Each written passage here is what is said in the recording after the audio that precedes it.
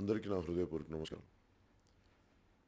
జనసేన మేనిఫెస్టోలో ముఖ్యమైన ఇంకొక అంశం వ్యవసాయ సంబంధితమైనది.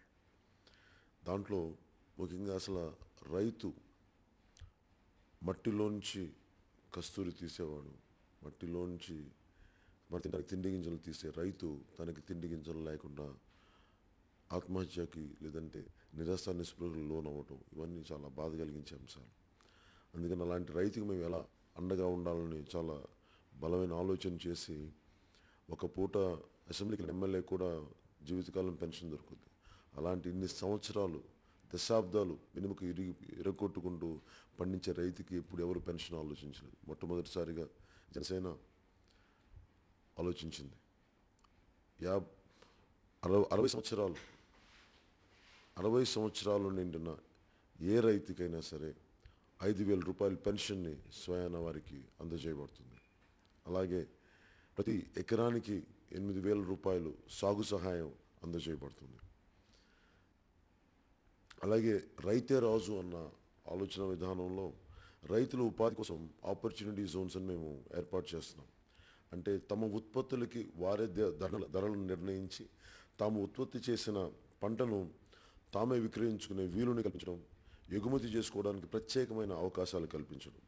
ఎందుకంటే విదేశాల నుంచి ఎవరిని వచ్చినా కొనుక్కోగలగడానికి విదేశాల నుంచి వచ్చే వాళ్ళకి ఈ ఆపర్చునిటీ జోన్ చాలా బాగా సహాయపడతాయి.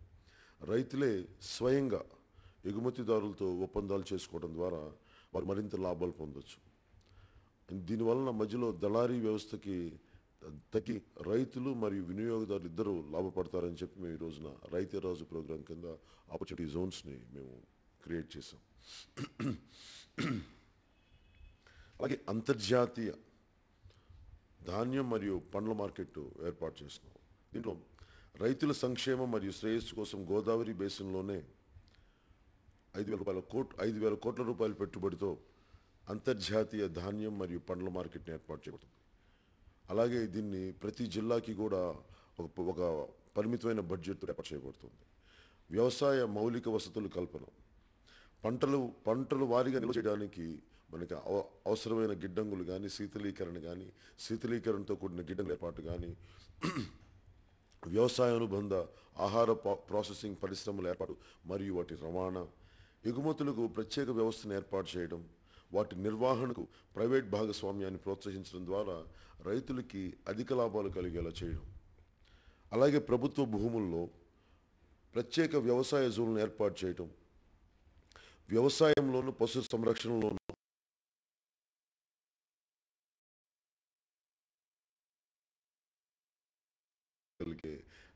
ఉపాధి ఇవ్వడం మా లక్ష్యం.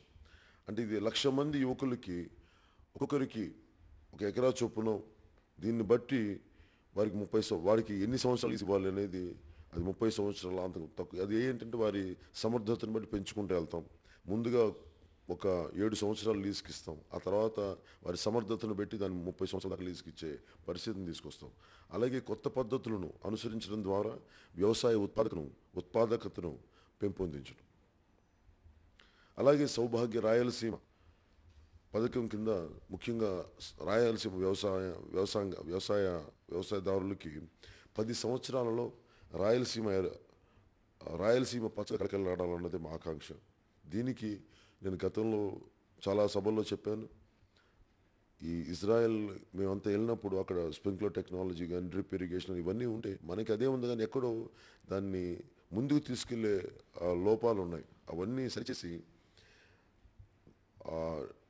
డ్రిప్ అండ్ స్ప్రింక్లర్స్ వంటి అత్యాధునిక వ్యవసాయ పద్ధతులను అత్యధికంగా ఉపయోగించి ఉత్పత్తిని పెంచడంతో పాటు సహజ వ్యవసాయం, అంటే సహజంగా అక్కడ ఏ మొక్కలు పెరిగితే అక్కడ తేమ నిలదొక్కుంటుంది ఆ భూముల్లో.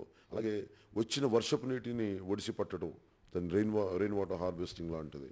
అలాగే చెరువులను, అంటే రాయలవారి తవ్విన చెరువులను ఈ రోజున అందరూ అన్యాక్రాంతం అయిపోతారు. అలాంటి చెరువులను ఏవైతే చెరువులు ఉన్నాయో ఆ చెరువులన్నింటినీ అభివృద్ధి చేయటం, ప్రత్యేక కార్యక్రమాల ద్వారా యువతని ముందుంచి ఆ కార్యక్రమాలను అభివృద్ధి చేయటం. 10 ఏళ్లలో రాయలసీమను పచ్చని సీమగా మార్చాలి. రాయలసీమ జిల్లాలను 10 సంవత్సరాల వరకు కరువు ప్రాంతంగా గుర్తించి కరువు ప్రాంతాలకు సంబంధించిన అన్ని సదుపాయాలను, రాయితీలను, సబ్సిడీలను వ్యవసాయ కుటుంబాలకు వర్తింపజేయబడతాయి. యుద్ధ ప్రాతిపాదిక మీద వ్యవసాయానికి నీటిపారుదల సౌకర్యాలను కల్పించడం, వివిధ కోర్టులు మరియు ట్రిబ్యునల్స్లో పెండింగ్లో ఉన్న నదీ జలాల వాటాల సమస్యలను 2 సంవత్సరాలలో పరిష్కరించే విధంగా చర్యలు, రాయలసీమలో ఉన్న వనరులను ఉపయోగించి యువతకి ఉపాధి కల్పించే దిశగా రాష్ట్ర ప్రభుత్వం మరియు ప్రైవేట్ భాగస్వామ్యంతో పరిశ్రమలు స్థాపిస్తాం. అలాగే వ్యవసాయ పద్ధతులకు సంబంధించి ఆధునిక సాంకేతిక పరిజ్ఞానాన్ని పెంపొందించడం ద్వారా మరియు drip irrigation, sprinkler irrigation, precision farming, rain water harvesting, చెరువులు, కాలువలు, కొలనులు వంటి ఆధునిక వ్యవసాయ పద్ధతులను అమలు చేయడం. అంటే ప్రిసిషన్ ఫార్మింగ్ అంటే ఇది ముఖ్యంగా మనం కూర్చోబెట్టి మెయిన్ లేజర్ అనే ఒక భూమిని పర్ఫెక్ట్ లేజర్ లెవెలింగ్ చేయడం, దానివల్ల ఎక్కువ ఉత్పాదకత ఎక్కువ పెంచుతుంది. అందుకని ఇలాంటి ప్రిసిషన్ ఫార్మింగ్ అనేది చాలా ముఖ్యమైనది. ఇది అలాగే ఉత్తరాంధ్ర కోసం ప్రత్యేక పథకంగా ఏం చేశామంటే శ్రీకాకుళం, విశాఖ, విజయనగరం, అరకు వారి ప్రాంతాల అభివృద్ధి కోసం నూతన వ్యవసాయ పద్ధతులను అనువర్తింపజేయటం, అక్కడ ఉన్న 16 రివర్ బేసిన్స్ని నదులతో వాటిని అనుసంధానం చేయటం, ఉన్న రిజర్వాయర్ని రిపేర్ చేయించటం, అలాగే కొత్త చిన్న మినీ రిజర్వాయర్లను ఎక్కువ నిర్మాణం చేయించడం, అలాగే పాత పెండింగ్లో ఉన్న అన్ని ప్రాజెక్ట్స్ని పూర్తి చేయించడం, అలాగే షిప్పింగ్ హార్బర్స్, టూరిజంను అభివృద్ధి చేయడం వంటి అభివృద్ధి పనులని రాష్ట్ర ప్రభుత్వం వివిధ అంతర్జాతీయ ఆర్థిక సంస్థలతో సహకారంతో ముందుకు తీసుకెళ్ళడం అనేది మేము నిర్ణయించుకున్నాం. అలాగే కోనసీమకు సంబంధించి కోనసీమ అభివృద్ధి ప్రత్యేకంగా జరగాలని మేము కోరుకుంటున్నాం. అంతర్జాతీయ స్థాయి రోడ్లు, కల్వర్ట్స్, ఓవర్ బ్రిడ్జ్లతో పాటు కొబ్బరి మరియు అనుబంధ పరిశ్రమలను ఏర్పాటు చేయడం, ప్రపంచ బ్యాంకు, IMF, JIC వంటి అంతర్జాతీయ సంస్థల నుంచి నిధులు సమీకరించి మౌలిక వసతులను కల్పించడం ద్వారా కోనసీమ ప్రాంత ప్రజల అభివృద్ధి మరియు సంక్షేమానికి పెద్దపీట వేస్తాం. కేంద్ర రాష్ట్ర ప్రభుత్వాల సంయుక్త ఆధ్వర్యంలో అమలాపురం, నరసాపురం, మచిలీపట్నం మీదుగా కాకినాడ నుంచి తెనాలి వరకు కోస్తా రైల్వే లైన్ ఏర్పాటు చేయడం ద్వారా వ్యవసాయ ఉత్పత్తులను చాలా తొందరగా మనకి రవాణా చేసే అవకాశాలు కలుగుతాయి. అలాగే రాజమహేంద్రవరం ఎయిర్పోర్ట్ను అంతర్జాతీయ స్థాయి ఎయిర్పోర్ట్గా అభివృద్ధి చేస్తాం. అలాగే రైతు సంపద స్కీమ్ అనేది ఒకటి ఆలోచించాం. సన్నకారు, చిన్నకారు, మధ్యతరగతి రైతుల కోసం వ్యవసాయానికి అవసరమైన నాణ్యమైన విత్తనాలు, ఉన్నత శ్రేణి సూక్ష్మ పోషకాలు, ఎరువులు, వ్యవసాయ పనిముట్లు మొదలైనవన్నింటినీ ఉచితంగా మేము అందజేస్తాం. నీటిపారుదల సౌకర్యం లేని భూములకు అత్యాధునిక నీటిపారుదల పద్ధతులను ప్రవేశపెట్టడం ద్వారా భూములను సాగులోకి తీసుకురావడం. అలాగే తక్కువ వడ్డీకే రైతులకి పంట రుణాలు ఇవ్వడం జరుగుతుంది. అలాగే system of rice intensification, SRI అంటే దీని షార్ట్ ఫామ్లో సిస్టమ్ ఆఫ్ రైస్ ఇంటెన్సిఫికేషన్ అమలు, వ్యవసాయానికి అవసరమైన ఎరువులు, పనిముట్లు మొదలగు వాటిని మొదటి 3 సంవత్సరాల పాటు ఉచితంగా అందించి ఈ సిస్టమ్ ఆఫ్ రైస్ ఇంటెన్సిఫికేషన్ పద్ధతిని, వ్యవసాయ పద్ధతిని అవలంబించడం ద్వారా ఉత్పత్తిని 1 ఎకరంలో 1 బస్తా, ఉదాహరణకి 10 బస్తాలు పండితే దాన్ని 30 బస్తాలు పెంచే విధంగా ఈ ప్రయత్నం జరుగుతూ ఉంది. అలాగే వ్యవసాయ అభివృద్ధి విస్తరణ, వ్యవసాయంలో ఉన్న వారంతా లాభం పొందేలా వ్యవసాయాన్ని మహాత్మా గాంధీ జాతీయ ఉపాధి హామీ పథకం కిందకి మేము ఖచ్చితంగా తీసుకొస్తాం.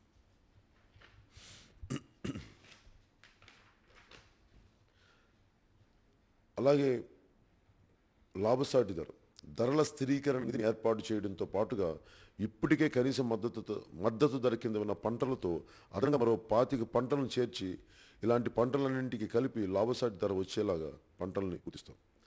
అర్హులైన రైతులందరికీ ఉచితంగా సోలార్ పంపుల్ని పంపిణీ చేస్తాం. అలాగే అగ్రో అవేర్నెస్ క్యాంపస్ అంటే ఒక టెక్నాలజీకి మనకి అవేర్నెస్ క్యాంపెయిన్స్ ఉంటాయి, లేదంటే అత్యధికంగా మన ఒక సాఫ్ట్వేర్ అప్గ్రేడేషన్ ఉంటాయి. అలా ప్రతి దాంట్లో ఒక అవేర్నెస్ ప్రోగ్రామ్స్ ఉంటాయి. కానీ మన వ్యవసాయానికి సంబంధించి అవేర్నెస్ ప్రోగ్రామ్స్ చాలా బలంగా ఉండవు. అందుకని మేము చాలా ఫోకస్ చేస్తుంది అగ్రో అవేర్నెస్ క్యాంపెయిన్స్. ఆధునిక వ్యవసాయం పట్ల రైతులకి ఆధునిక వ్యవసాయంతో పాటు సహజ వ్యవసాయంతో పాటు అలాగే ఎరువులేని వ్యవసాయంతో పాటు అలాంటి మల్టీ వ్యవసాయాల విధి విధానాల పట్ల రైతులకి ఆ పరిజ్ఞానాన్ని అందజేయటం, ఆధునిక ఇన్ఫర్మేషన్ అండ్ కమ్యూనికేషన్ టెక్నాలజీలను ఉపయోగిస్తూ రైతులకి ప్రతి పంట సీజన్లోనూ ఫీల్డ్ లెవెల్లో వారికి ప్రభుత్వం నుండి లభించే వ్యవస్థాపరమైన సహకారం, వ్యవసాయంలో వచ్చే ఆధునిక మెలకువలు, shed net, green house, laser levelling, laser land, crop diversification, drip వంటి సాంకేతిక పరిజ్ఞానాన్ని వారికి పెంపొందిస్తాం. అలాగే ప్రత్యేకించి మేము రైతు సూపర్ మార్కెట్లని మేము డెవలప్ చేయాలని చూస్తున్నాం. ప్రభుత్వం మరియు రైతుల సంయుక్త ఆధ్వర్యంలో నడిచే ఈ సూపర్ మార్కెట్స్లో రైతులు తాము ఉత్పత్తి చేసిన వస్తువులను ఇక్కడే విక్రయించుకునే వీలుండటంతో దళారీలు తగ్గి రైతు మరియు వినియోగదారుడు ఇద్దరు లాభపడతారు. ప్రభుత్వం మరియు రైతులు సంయుక్త ఆధ్వర్యంలో నడిచి ఈ సూపర్ మార్కెట్లో పనిచేసే ఉద్యోగులందరూ కూడా వ్యవసాయ కుటుంబాలకు చెందిన వాళ్ళు, లేదంటే స్వయం ఉపాధి సంఘాలకు చెందిన డ్వాక్రా మహిళలు లాంటి వారే ఉంటారు. ఇవే కాకుండా ఇంకా మిగతా చాలా ప్రత్యేకించి ఆలోచిస్తున్నాం. ఎందుకంటే రైతు కన్నీరు పెట్టని ఆంధ్ర రాష్ట్రం అవ్వాలి, రైతు సంతోషంతో ఆనంద బాష్పాలు ఉండాలి, కానీ కష్టాలతో కన్నీళ్ళు ఉండకూడదని చెప్పి అలాంటి ఆనంద బాష్పాలు మీకు తెచ్చేలాగా మా ప్రయత్నం. జై హింద్. మొదటి నా హృదయపూర్వక నమస్కారం. ఇది పశు సంరక్షణకి సంబంధించింది. జనసేన పశు సంరక్షణ కోసం ఎట్లా ఆలోచిస్తుంది, అలాగే గోమాతని పూజించే దేశం ఇది. భారతీయ జనతా పార్టీ నాయకుల్లాగా గోవుల్ని రక్షించమని చెప్పి వాటికి తిండి తిప్పలు పెట్టుకుని వదిలేసే పరిస్థితులు కాకుండా నిజంగా గోమాతను రక్షించాలంటే ప్రభుత్వమే కుదిరిన చోటల్లా గో సంరక్షణ నిలయాలను ఏర్పాటు చేయడం జరుగుతుంది. అలాగే ఒక ప్రత్యేకమైన వెంచర్ క్యాపిటల్ నిధిని ఏర్పాటు చేసి మనకున్న పాడి పరిశ్రమని, అలాగే దాని కింద ఆక్వా పరిశ్రమని, కోళ్ల పరిశ్రమని మరియు మత్స్య పరిశ్రమల అభివృద్ధికి తోడ్పాటు కలిగిస్తాం. పొంగునూరు మరియు ఒంగోలు వంటి అన్ని స్థానిక జాతుల పశువుల రక్షణ కోసం ప్రత్యేక సదుపాయం ఏర్పాటు చేయబడుతుంది. ఎందుకంటే మన జాతులు అంతరించిపోతూ ఉన్నాయి. మన స్థానిక జాతులు ఏమున్నాయి వీటన్నిటినీ ఈ వెంచర్ క్యాపిటల్ నిధి నుండి వీటిని సంరక్షించే విధంగా, దానివల్ల యువతకి వాటిని జాగ్రత్తగా చూసుకుంటే అది కూడా వారికి ఉపాధి అవకాశం కల్పించేలాగా ఆ దిశగా మేము ఆలోచిస్తూ ఉన్నాం. అలాగే జనసేన ప్రభుత్వం ఆలోచిస్తుంది ప్రత్యేక సంక్షేమ పథకాలు. అందరికీ అభివృద్ధి సంక్షేమాలు ఒక్కొక్క మనం విభిన్నమైన జాతులకు చెందిన వాళ్ళం, విభిన్నమైన కులాలకు చెందిన వాళ్ళం, విభిన్నమైన ఆర్థిక నేపథ్యాల నుంచి వచ్చిన వాళ్ళం కాబట్టి కొంచెం ప్రత్యేకమైన పరిస్థితులు ఉంటాయి. సో వీటిని చాలా ఆలోచించి రాష్ట్ర ఖజానాకి భారం కాకుండా ఏదైతే అవసరమో, ఏవైతే ఎసెన్షియల్లో ఒక మనుగడికి ఒక మనిషి బతకడానికి అందుకని చాలా జాగ్రత్తగా ఆలోచించి చాలా నిపుణులతోటి నిష్ణాతులతోటి ఆలోచించి ఈ ప్రత్యేక సంక్షేమ పథకాలను పెట్టాం. ముఖ్యంగా రేషన్కి బదులుగా మహిళల పేరు మీద బ్యాంకు ఖాతాలకు నెలకి 2,500 రూపాయల నుండి 3,500 వరకు ఆ నగదుని వారి అకౌంట్లో డిపాజిట్ చేస్తాం. అది కూడా ఎందుకు 2,500 రూపాయలు 3,500 అంటున్నామంటే ఎక్కువ మంది కుటుంబ సభ్యులు ఉంటే 3,500 వరకు ఉంటుంది. ఉదాహరణకి ముస్లింలు కుటుంబాల నుంచి ఎక్కువ మంది ఉంటారు కాబట్టి, అలాగే కొన్ని కుటుంబాల్లో ఎక్కువ మంది సభ్యులు ఉంటారు, దానికోసం 3,500, అలాగే తక్కువ మంది ఉంటే 2,500. అలాగే కుటుంబ సంఖ్యను బట్టి గ్యాస్ సిలిండర్లు కూడా ముందు మేము 10 గ్యాస్ సిలిండర్లు ఇవ్వబోతున్నాం. అది కూడా ఎక్కువ మంది ఉంటే కుటుంబ సభ్యులు 10 మంది 10 గ్యాస్ సిలిండర్లు, లేదంటే 6 మంది. ఇవన్నీ ముఖ్యంగా ఈ గ్యాస్ సిలిండర్ల మటుకు సంపాదనకు నిమిత్తం లేకుండా, ఎవరైతే పింక్ కార్డు రేషన్ కార్డు వీళ్ళెవరికి సంపాదనకు సంబంధం లేకుండా, పింక్ అండ్ రేషన్ కార్డుకి సంబంధం లేకుండా, ఆదాయానికి సంబంధం లేకుండా ఆంధ్రప్రదేశ్లో ఉన్న ప్రతి కుటుంబానికి డబ్బున్న వాళ్ళ వీళ్ళు ఏ కార్డులో ఉన్న వాళ్ళు ఇవన్నీ కాకుండా అందరికీ కుటుంబానికి 10 గ్యాస్ సిలిండర్లు, సంఖ్యాబలం తక్కువ ఉంటే 6 గ్యాస్ సిలిండర్లు ఉచితంగా ప్రభుత్వం తరఫున చేస్తాం. అలాగే గోల్డ్ లోన్ స్కీమ్ అని, ఈ గోల్డ్ లోన్ స్కీమ్ ఎందుకు మేము ఆలోచిస్తాం, చాలామంది ఆడపడుచులు నేను పోరాట యాత్రలు వెళ్తున్నప్పుడు మేము చాలా కష్టాల కోసం నగలు బ్యాంకులో తాకట్టు పెడితే తిరిగి తెచ్చుకోలేక మేము వడ్డీలు చెల్లించలేక పోయినాయి, మా అత్తవారు పెట్టిన నా తల్లి పెట్టిన నగలు అని చెప్పి ఆ బాధను నన్ను చాలా బాగా కదిలించేసింది. అందుకని బంగారం అనేది మనం వేసుకోవడానికి వాళ్ళని కాకుండా ఒకసారి మనం దాన్ని కష్టాలు వచ్చినప్పుడు బయటికి మనకు అండగా ఉండేలా చూసుకుంటాం బంగారు నగల్ని. అందుకని తక్కువ వడ్డీ రేటుతోటి బంగారు ఆభరణాలని ఒక అంటే పావలా వడ్డీకి రుణాలు తీసుకోవచ్చు. అది ఒక సంవత్సరం లోపు చెల్లిస్తే అది పావలా వడ్డీ సరిపోతుంది. సంవత్సరం దాటితే మటుకు దానికి ₹10 వడ్డీ చెల్లించాల్సి వస్తుంది. అందుకని దానివల్ల బ్యాంకుల వల్ల నష్టపోకుండా, బ్యాంకుల వల్ల చాలా ప్రత్యేకమైన సెంటిమెంట్తో ఉన్న నగల్ని మనం బ్యాంకుల బారి నుంచి మనం కాపాడగలం. అలాగే ఎలాంటి పూచీకత్తు, ఎలాంటి భద్రత లేకుండా చాలా చిన్న వ్యాపారస్తులు ఉంటారు, ఫుట్పాత్ వ్యాపారులు, లేదంటే చిన్నపాటి వ్యాపారులు, ఇడ్లీ బండ్లు పండ్ల కొట్ల వాళ్ళు, వీళ్ళందరినీ చూస్తే నాకు చాలా బాధ కలుగుతూ ఉంటుంది. మరి వీళ్ళకి షార్ట్ టర్మ్ లోన్స్ ఇచ్చి పొద్దున లోన్ ఇచ్చి సాయంత్రానికి ₹100 ఇచ్చి సాయంత్రానికి ₹110 తీసుకొని ఒక 10 రోజులకి 11,000 అయిపోయి ఒక 10,000 తీసుకుంటే ఇవందరికీ ఎలా అండగా నిలబడాలని చాలామంది నేను పోరాటయాత్రలు కలిసినప్పుడు వారందరి కోసం మేము తెచ్చుకున్న స్కీము ఏ భద్రత లేకుండా మీకు 10,000 రూపాయలు అప్పిచ్చి కేవలం మీరు పలానా వ్యాపారం చేస్తున్నారని తెలిసి ప్రూఫ్ ఇస్తే 10,000 రూపాయలు ఇచ్చి అది పావలా వడ్డీకి అది మీరు పండ్లు అంటారు కూరగాయల చేపల ఆహారం ఏదైనా కావచ్చు ఆ పునరావృత రుణాలు ఇవ్వబడతాయి. అంటే రికరింగ్ లోన్స్ అంటాం. అంటే 10,000 రూపాయలు మీరు లోన్ క్లియర్ చేస్తే ఇంకో 10,000 రూపాయలు ఎప్పటికీ తీసుకునేలాగా. అలాగే నూతనంగా పెళ్ళవుతున్న జంటలకి ఉచితంగా గ్యాస్ స్టవ్ అందజేస్తాం. అలాగే ప్రభుత్వ ఉద్యోగులకి మా తండ్రి ప్రభుత్వ ఉద్యోగి, అందువల్ల నాకు ఆ పెన్షన్ ఎంత అండగా ఉంటుందో తెలుసు. అందుకని అభద్రతా భావం ఉన్న ప్రభుత్వ ఉద్యోగులందరికీ ఈ కాంట్రిబ్యూటరీ పెన్షన్ విధానం ఒక శాపంలా తయారైంది. మేము రాగానే దాన్ని ఖచ్చితంగా మేము మీకు మాటిస్తున్నాం. కాంట్రిబ్యూటరీ పెన్షన్ విధానాన్ని ఎన్ని కష్టాలైనా సరే మేము కాంట్రిబ్యూటరీ పెన్షన్ విధానాన్ని రద్దు చేసి పాత పెన్షన్ విధానాన్ని మేము పునరుద్ధరిస్తాం. అలాగే ప్రభుత్వ సంస్థల్లో పనిచేస్తున్న కాంట్రాక్ట్ మరియు అవుట్సోర్సింగ్ ఉద్యోగులందరికీ అడ్హాక్గా పనిచేసే ఉద్యోగులందరికీ ఉద్యోగ భద్రత కల్పిస్తూ సమాన పనికి సమాన వేతనం కల్పించబడుతుంది.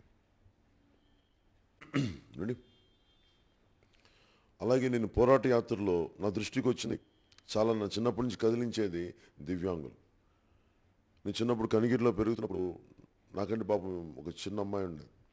అమ్మాయి నడవలేకుండా నాకు చాలా బాధ కలిగించేసి నాకు ఆ రోజు నుంచి ప్రత్యేకించి దివ్యాంగుల మీద చాలా వ్యక్తిగతంగా చాలా బాధ కలిగేది. అది నేను మా ఇళ్లలో కూడా మా బంధువుల ఇళ్లలో కూడా కొద్దిమంది దివ్యాంగులను చూశాను. అది మాకు బాధ కలిగించే అంశం. సో కుటుంబ సభ్యులు ఎంత బాధపడతారో బాగా అర్థం చేసుకునేవాడిని. అలాంటి దివ్యాంగుల సంక్షేమం మరియు సంపూర్ణ అభివృద్ధి మాకు నిజంగా మనసుకు చాలా దగ్గరైంది. జనసేన పార్టీకి చాలా దగ్గరైంది. సో దివ్యాంగుల సంక్షేమం మరియు సంపూర్ణ అభివృద్ధి కోసం మరియు వారిని జన సవంతిలోకి తీసుకురావడానికి ప్రతి జిల్లాలో ప్రత్యేక పాఠశాలలు ఏర్పాటు చేస్తాం. అలాగే పాక్షిక దివ్యాంగుల ఫ్యామిలీకి పెన్షను 5,000 రూపాయలు మరియు పూర్తి దివ్యాంగుల కుటుంబాలకి 10,000 రూపాయల పెన్షన్ సదుపాయాన్ని కలుగజేస్తాం. అలాగే నిబంధనల ప్రకారం ఉన్న అన్ని దివ్యాంగుల బ్యాక్లాగ్ పోస్టులని భర్తీ చేస్తాం. నిబంధనల ప్రకారం అన్ని అంటే ఏమేమి ఖాళీలు చేయాలో వాటన్నింటిని పూర్తిగా మేము భర్తీ చేయించి వారికి ఎంతో కొంత ఆదరణగా ఉండాలని మేము అనుకుంటున్నాం. సమాచారం మరియు సాంకేతికతను మన టెక్నాలజీని ఉపయోగించుకొని దివ్యాంగుల సంక్షేమం కోసం వెల్ఫేర్ మరియు వెల్బీయింగ్ కోసం చాలా బలమైన చర్యలు చేపడతాం. అలాగే దివ్యాంగుల సంక్షేమం కోసం ప్రత్యేకంగా చేసిన పెట్రోల్ స్కూటర్స్ ఉంటాయి. వాటిని ఉచితంగా పంపిణీ చేస్తాం. దివ్యాంగులకు కావాల్సిన ఉపకరణాలని ఉచితంగా పంపిణీ చేస్తాం. అవసరమైతే ఈ ఉపకరణాలను దిగుమతి చేసి మరి మీకు పంపిణీ చేస్తాం.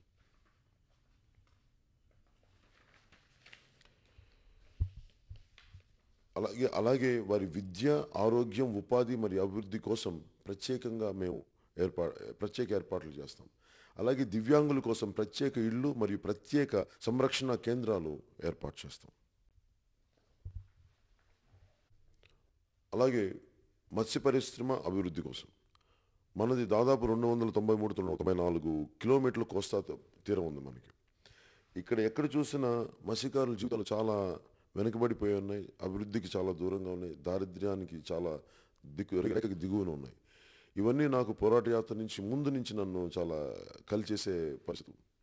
అంటే వారు చేసే కష్టం, ఒళ్ళు విరిగిపోయే కష్టం, ఆ విరిగిపోయే కష్టానికి తగ్గ ప్రతిఫలం వారి గుర్తింపు, వారికి ఇది సౌకర్యమైన జీవనాలు లేవు. అందుకని వారికి సంబంధించి మేము ప్రత్యేక ఆలోచన చేసాం. మత్స్య పరిశ్రమకు సంబంధించి ఒక సరికొత్త మంత్రిత్వ శాఖను ఏర్పాటు చేస్తాం. మత్స్యకారుల సంక్షేమం కోసం చాలా నిరంతరం బలమైన అభివృద్ధి పథకాలు రూపొందిస్తుంటాం. అలాగే ఫిషరీస్ డెవలప్మెంట్ బ్యాంక్ని ఏర్పాటు చేస్తాం. మత్స్యకారుల అభివృద్ధి కొరకు ముఖ్యంగా ఫిష్ ల్యాండింగ్ సెంటర్స్, తమ మత్స్య సంబంధిత ఆహార పరిశ్రమల ఏర్పాటుకు విదేశాలతోటి మెమరాండమ్ ఆఫ్ అండర్స్టాండింగ్ని చేసే పరిస్థితులను తీసుకొస్తాం.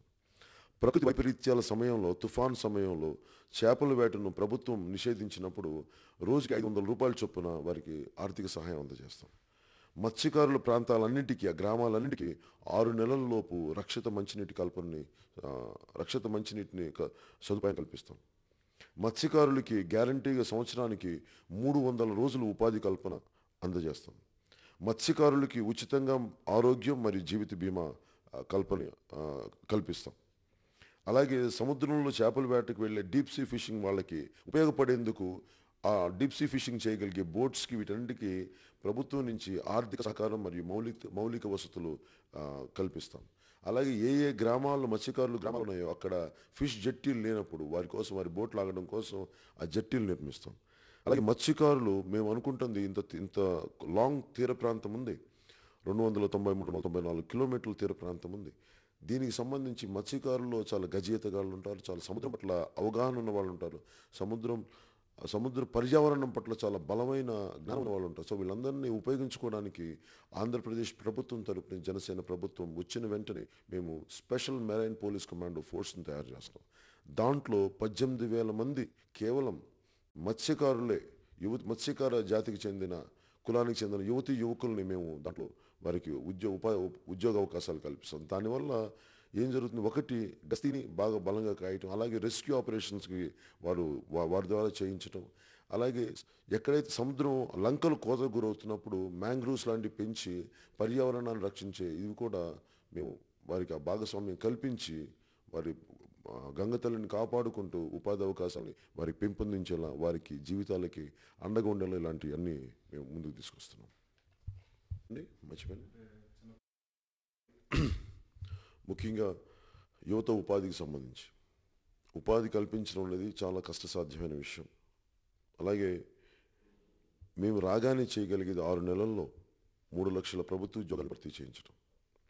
అలాగే ఈ బ్యాక్లాగ్ పోస్టులని ఎందుకు మిగతా వాళ్ళు భర్తీ చేయించాలంటే వారికి వారికి పే చేయాల్సిన డబ్బుల్ని వారి మిగతా వాటికి మళ్లించడం వల్ల ఈ బ్యాక్లాగ్ పోస్టుని అలాగే చేసేసారు, అలాగే వదిలేశారు. అందువల్ల మేము బ్యాక్లాగ్ పోస్టుని 3 లక్షల బ్యాక్లాగ్ పోస్టుని వచ్చిన 6 నెలల్లోపు ఖచ్చితంగా భర్తీ చేస్తాం. దానివల్ల నిరుద్యోగ యువతకి కొంత ఉపాధి కొంత భద్రత చేకూర్చిన వాళ్ళు అవుతాం.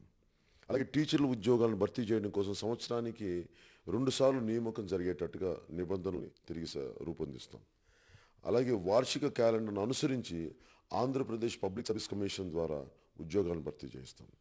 అంతర్జాతీయ సాంకేతిక పరిజ్ఞానంతో మరి విదేశీ పెట్టుబడులతో పారిశ్రామిక నిర్దిష్ట ఆర్థిక మండలాలని ఏర్పాటు చేయడం, అంటే స్పెసిఫిక్ ఎకనామిక్ జోన్స్. అంటే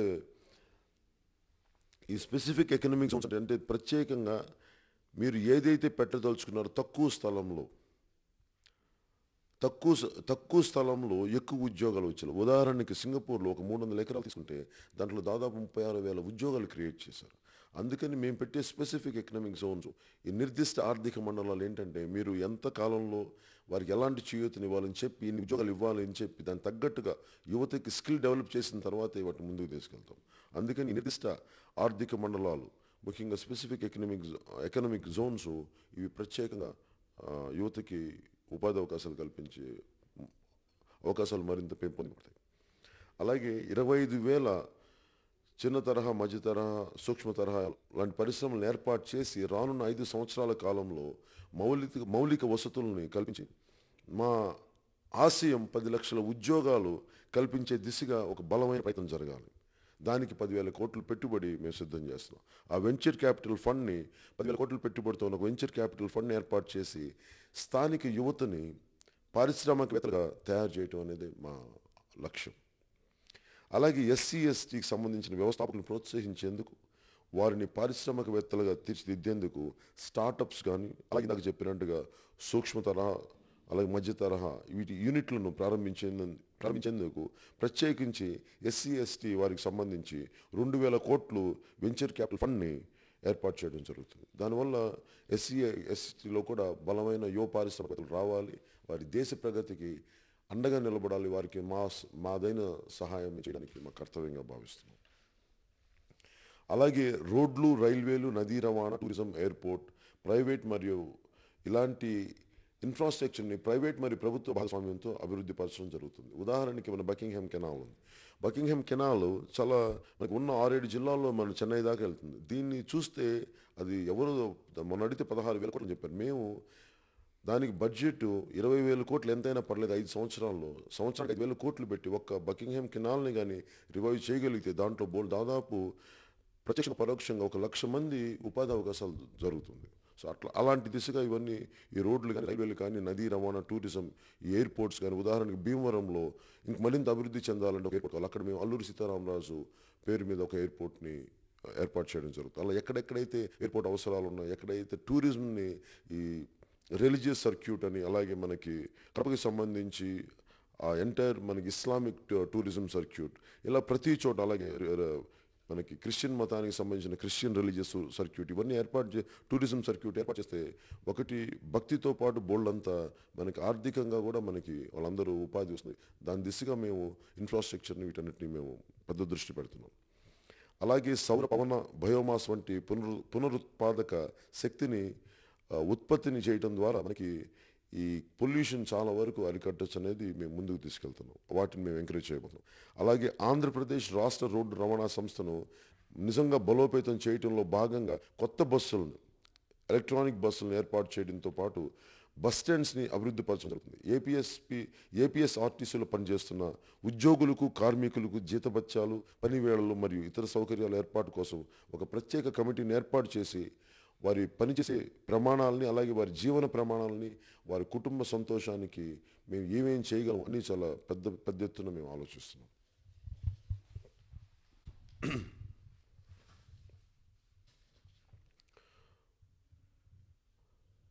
అలాగే నేను పోరాట యాత్రలో నేను బాగా గమనించింది రైతులకు సంబంధించి, సాగునీటికి సంబంధించింది, మరి తాగునీటికి సంబంధించింది. నీటిపారుదల ప్రాజెక్టుల కల్పనకు మరియు అభివృద్ధికి ఎక్కువ బడ్జెట్ కేటాయించడంతో పాటు ఉన్న నీటిపారుదల ప్రాజెక్టులు, చిన్న రిజర్వాయర్లు కానీ, మినీ రిజర్వాయర్లు కానీ, ఎగ్జిస్టింగ్ ప్రాజెక్ట్స్ ఏవైతే ఉన్నాయో వాటి నిజంగా మరమ్మతులకి ఎక్కువ ముందస్తు బడ్జెట్లు వాటి కేటాయిస్తాం. అవి కేటాయించగలిగి మనకి వేస్టేజ్ని అరికట్టగలిగితే దాదాపు ప్రతి జిల్లాలో, ప్రతి నియోజకవర్గంలో 50,000 నుంచి 1,00,000 ఎకరాలకి కేవలం మరమ్మతులు చేస్తే ఉన్న ఇరిగేషన్ ప్రాజెక్ట్స్కి 1,00,000 ఎకరాలకి 50,000 నుంచి 1,00,000 ఎకరాల వరకు అదనంగా మనం నీరు వెళ్తుంది. సో అలాగే కొత్త ప్రాజెక్టులతో పాటు నీటి వనరుల పునరుద్ధరణ మరియు చెక్ డ్యామ్ల నిర్మాణం, అలాగే ఆంధ్రప్రదేశ్ మధ్య ప్రవహించే నదుల మధ్య నీటి హక్కులు వాటా పెంచడానికి ప్రయత్నం, ప్రతి గ్రామంలో ఆధునిక నీటిపారుదల పద్ధతులు వ్యాప్తి మరియు వర్షపు నీటి మీద ఆధారపడి పంట పండే పద్ధతులు అమలు చేస్తాం. ప్రభుత్వం నుండి గణనీయమైన మద్దతు ద్వారా అధిక విలువైన పంటలని ప్రమోట్ చేస్తాం. నదులన్నింటినీ అనుసంధానం చేయడంతో పాటుగా వరద నీటిని నిల్వ చేసేందుకు ఒక స్మార్ట్ వాటర్వేస్ గ్రిడ్ని ఏర్పాటు చేస్తాం. ఎందుకంటే చాలా వరద నీటి వచ్చేసి ఎటు వెళ్ళిపోతుందో తెలియట్లేదు. అందుకని దీన్ని ఆ స్మార్ట్ వాటర్ గ్రిడ్ని ఏర్పాటు చేయగలిగితే వరదని నిల్వ చేసుకొని మనకి రాయలసీమ లాంటి ప్రాంతాన్ని కూడా మనం సస్యశ్యామలం చేయొచ్చు. అంటే దాంట్లో భాగంగా ఇది. అలాగే కరువు ప్రాంతాల రైతులకు ఆ నీటిని మళ్లించి రిజర్వాయర్ల నిర్మాణం మరియు తాగునీరు కల్పిస్తాం. 2 సంవత్సరాల కాల వ్యవధిలో ఆంధ్రప్రదేశ్లో ఉన్న ప్రతి గ్రామానికి రక్షిత మంచినీటి కల్పించడం జరుగుతుంది. వాటి అభివృద్ధి ఎట్లా ఆలోచిస్తున్నామంటే పట్టణాభివృద్ధి ఉంది. పట్టణాభివృద్ధిలో భాగంగా 5 సంవత్సరాల్లో 13 జిల్లాల్లో జిల్లాకి 10 పట్టణాల చొప్పున స్మార్ట్ సిటీలుగా అభివృద్ధిపరచడం, ఇన్ఫర్మేషన్ అండ్ కమ్యూనికేషన్ టెక్నాలజీ అభివృద్ధి చేయడం, మౌలిక వసతులు కల్పన, చక్కటి రోడ్లు కానీ, విశాలమైన పార్కులు ఉండటం కానీ, పిల్లా పాపలను తీసుకుని ఎంతసేపు సినిమాలలో లేదంటే 4 గోడల మధ్య నలిగిపోకుండా, టీవీ మధ్య కాకుండా బయటకు వచ్చి కొంచెం చక్కటి వాతావరణాన్ని ఆస్వాదించేలాగా, ఒక స్వేచ్ఛా వాయువులను పీల్చేలాగా మేము చూస్తుంది స్మారక చిహ్నాలు కానీ, అలాగే పబ్లిక్ స్పేసెస్ని కానీ ఇవి ఎక్కువ డెవలప్ చేయబోతున్నాం. అలాగే వీటితో పాటు మౌలిక వసతుల కల్పన, రవాణా, రక్షిత మంచినీరు, అలాగే మురికి కాలువలని బయటికి కనిపించకుండా అండర్గ్రౌండ్ డ్రైనేజ్ని, వీటి మెయింటెనెన్స్ని సరిగ్గా మెయింటైన్ చేయడం ద్వారా ప్రజల జీవన ప్రమాణాలు పెంచడం, తద్వారా అనారోగ్యాలను తగ్గించడం కూడా మనకి క్వాలిటీ ఆఫ్ లైఫ్ పెరుగుతుంది. అలాగే వచ్చిన వెంటనే మేము తక్షణమే స్థానిక సంస్థలకు పట్టణ మరియు గ్రామీణ ఎన్నికలు నిర్వహించడం జరుగుతుంది. ఇక మీదట సకాలంలో స్థానిక సంస్థలకు ఎన్నికల నిర్వహణ మరియు భారత రాజ్యాంగంలోని 73వ మరియు 74వ సవరణలని ఖచ్చితంగా అమలు చేసి తీరుతాం. అలాగే బహుళ అంతస్తులు బిల్డింగుల నిర్మాణం ద్వారా గ్రామీణ పట్టణ ప్రాంత ప్రజలకి అందరికీ చక్కటి ఇంటి వసతిని, ఇంటి ఓనర్స్ అయ్యే సదుపాయాన్ని ఖచ్చితంగా మేము కల్పిస్తాం. గ్రామీణ అభివృద్ధిలో భాగంగా పట్టణ ప్రాంతాల్లో లాగా అన్ని అధునాతన మౌలిక వసతులను గ్రామీణ ప్రాంతాల్లో కూడా కల్పించేందుకు చర్యలు తీసుకోవడం, ఇందుకు అవసరమైన అబ్దుల్ కలాం పూరా అంటాం దీన్ని, provision of urban amenities and rural areas ప్రోగ్రామ్ని మేము అమలు చేసి తీరుతాం. ఎందుకంటే ఉదాహరణకి ఇంగ్లాండ్ లాంటి కంట్రీస్లో పల్లెటూళ్ళలో ఉండి పట్టణాలకు వచ్చి లండన్కి వచ్చి పనులు చేసుకొని తిరిగి వాళ్ళ ఊళ్ళకి వెళ్ళిపోతారు. మేము అలాంటి పరిస్థితి అర్బనైజేషన్ని మనకి పట్టణీకరణని తగ్గించాలి, ఒత్తిడి తగ్గించాలి పట్టణాల మీద అంటే మన పల్లెల్ని పట్టణాలతో సమానంగా 500 మంది ఉంటే 500 మంది ఉండే గడపలను కూడా చక్కగా అర్బన్ ఏరియాస్ ఎంత అందంగా ఉంటాయో అంత చక్కగా అమలు చేస్తే మనకి అర్బన్ పట్టణీకరణ మీద ఒత్తిడి తగ్గుతుంది. దాంట్లో భాగంగా ఈ మన అబ్దుల్ కలాం గారి ప్రోగ్రామ్ని provision of urban amenities in rural ఏరియాస్ని అమలు చేస్తాం.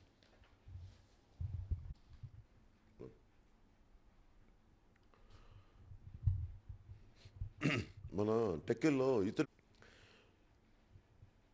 నేను పోరాట చేసే సమయంలో నాకు అంతకుముందు చిన్నప్పటి నుంచి చూసి కొండపల్లి బొమ్మలు కానీ చేతి వృత్తులు కానీ చాలా చేతి వృత్తుల కళాకారులు ఉదాహరణకి ఏటికొప్పాకు బొమ్మలు చేసేవాళ్ళు కానీ లేదంటే మన టెక్కెల దగ్గర ఉన్న మన మళ్ళీ నేను పోరాట యాత్ర తిరిగేంత చేసినంత కాలంలో నాకు మామూలుగా అంతకుముందు ఉన్న వాటికంటే ఎక్కువ దృష్టికి నాకు వచ్చింది ఏటికొప్పాక కళాకారులు, అలాగే టెక్కెల్లో ఉన్న ఇత్తడి పరిశ్రమని ఇత్తడి బొమ్మలు చేసే ఆ కళాకారులు, అలాగే చాలామంది బ్లాక్ స్మిత్లు చేతి వృత్తులు వారు రకరకాల వాళ్ళు కొండపల్లి బొమ్మలు చేసేవాళ్ళు.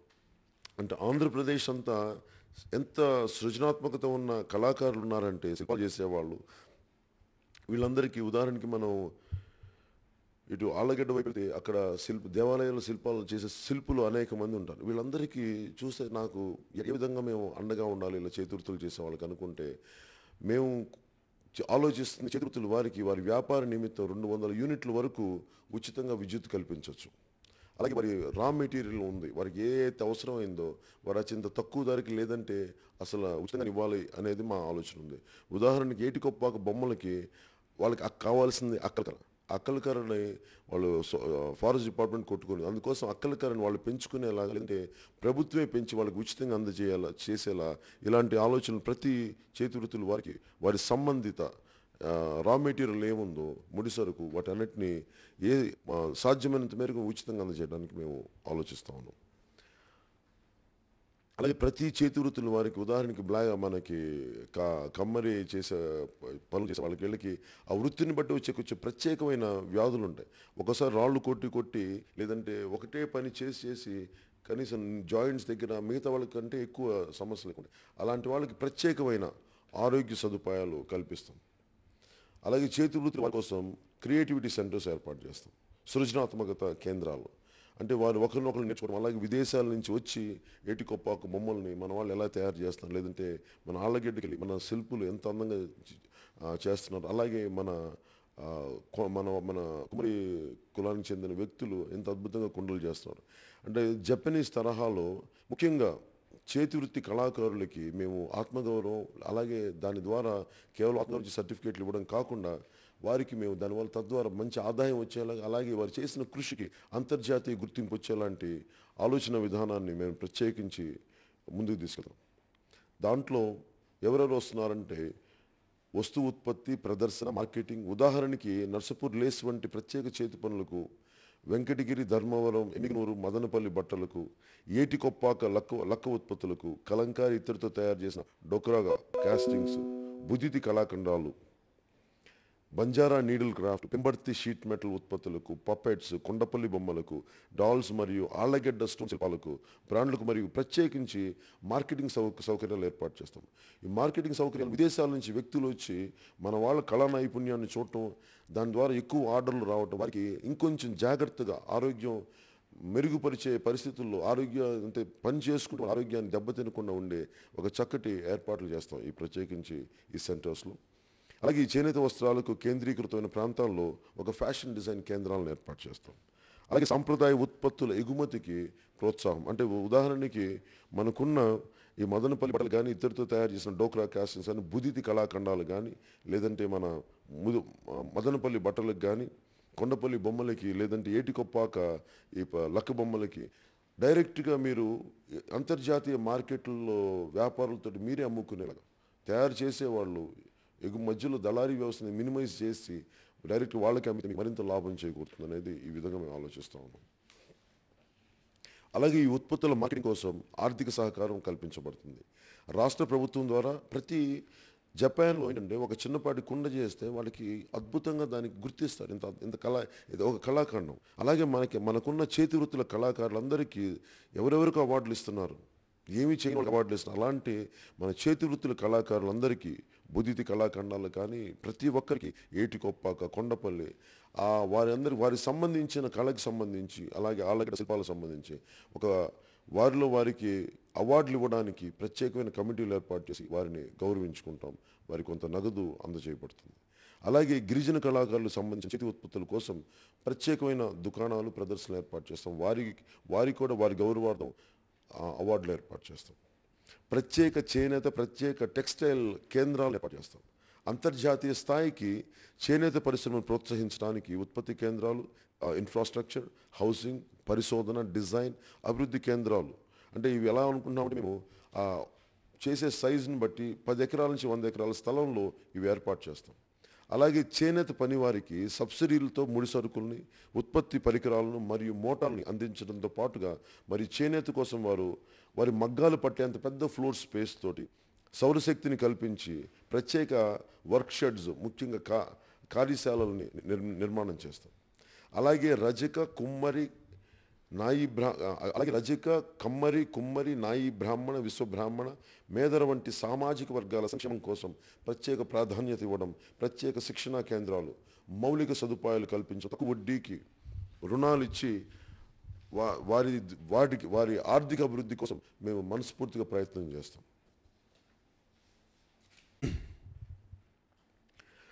మహిళా సంరక్షణ మరియు సాధికారతకి జనసేన చాలా పెద్దపీట వేస్తుంది.